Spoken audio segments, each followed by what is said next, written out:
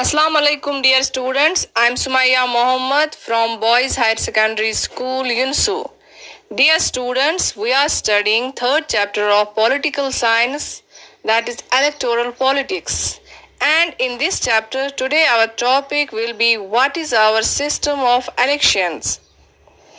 आज हम पढ़ेंगे कि हमारी कंट्री में इलेक्शंस का सिस्टम कैसा होता है, हमारी कंट्री में इलेक्शंस किस तरह के होते हैं. So let start our today's topic.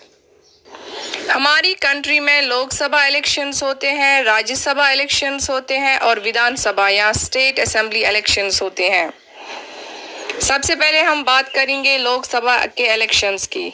Lok Sabha के इलेक्शन सेंट्रल लेवल पर होते हैं जिसमें हम प्राइम मिनिस्टर को और रूलिंग गवर्नमेंट को इलेक्ट करते हैं. लोकसभा को लोअर हाउस भी कहा जाता है और हाउस ऑफ द पीपल. इसकी maximum strength allotted by the constitution of India is 552 but currently it has 543 seats. इसमें 530 मेंबर्स फ्रॉम स्टेट सिलेक्ट किए जाते हैं, 20 members from union territories and 2 members from Anglo Indian community nominated by the president. वो English people जो कि Britishers के बाद यहाँ पे सेटल हो गए हैं, उनके लिए 2 सीट्स रखी गई हैं जिन्हें नॉमिनेट करता है president. And this house is presided by the speaker and its members are elected for 5 years. इसी तरह से राज्यसभा, जिसे अपर हाउस कहा जाता है, काउंसिल ऑफ स्टेट्स, ये परमानेंट हाउस है. इसकी maximum strength allotted by the constitution of India is 250 seats and currently it has 245 members.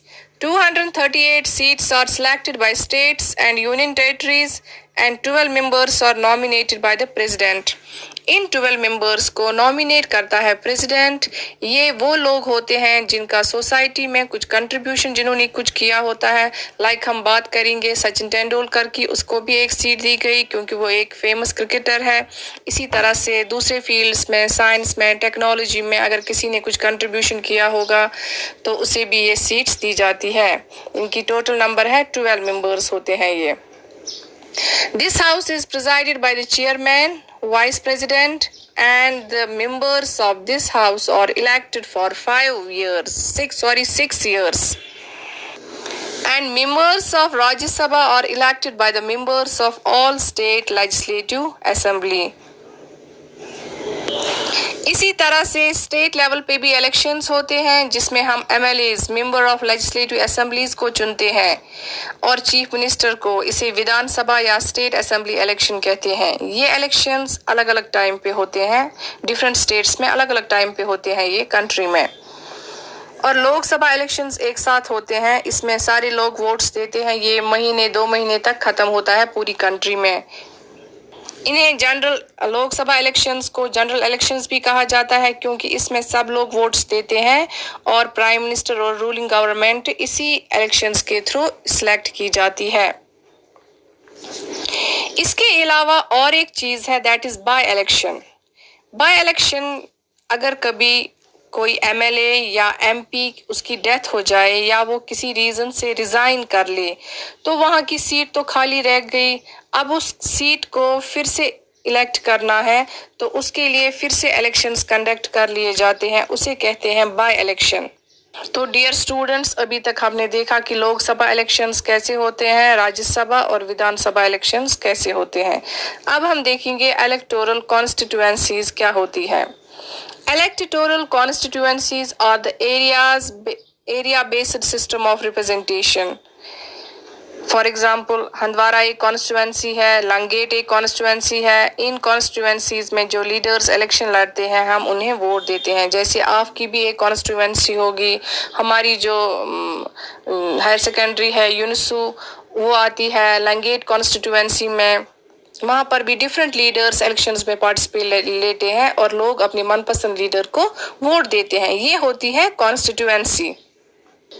इसी तरह बहुत सारी कॉन्स्टिट्यूएंसीज है हमारी कंट्री में जहाँ पे मुख्तलिफ पार्टीज के लीडर्स इलेक्शंस में हिस्सा लेते हैं और लोग उन्हें वोट्स देते हैं. हम डायरेक्टली गवर्नमेंट नहीं बनाते हैं बल्कि इसके लिए country is divided into different constituencies. and then election is conducted.